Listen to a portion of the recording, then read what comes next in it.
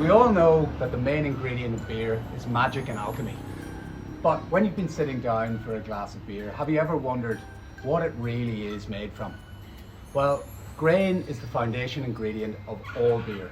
All of the sugars that eventually become alcohol come from grain. Barley is by far the most common grain that we use to make beer, but we also use wheat and oats on occasion, depending on the style we're going for. Malting barley is actually a really premium product. As you might know, only the best things goes into beer. But because it's such a premium product, it's highly sought after and farmers rarely get it year after year. So malting barley is what farmers are aiming for to get the highest prices and to end up in your glass. After barley is harvested from the paddock by the farmer, it goes to a malting house.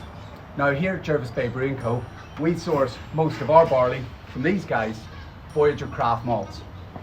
Voyager are a small independent malting house based in the New South Wales Riverina, and we've chosen to use them to minimise the carbon miles that our grain has to travel and therefore minimise our environmental impact.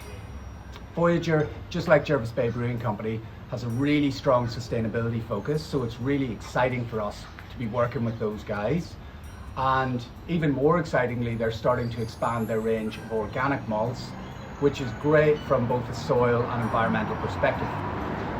We're starting to increase our use of organic malts in our beers, and currently our Nor'easter Lager, our Rainbird Lager and our Point Per Pills are made with about 85% organic barley, which we're really proud of.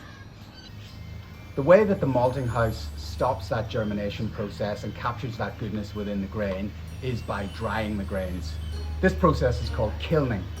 So I've got a couple of kiln grains here, and as you can see, they vary greatly in colour. This is a really light grain that forms the basis of light beers such as Pilsners and Pale Ales, and this is a much darker grain that's resulted from kilning at higher temperatures for longer, and this gives colour and roasted flavour into beers.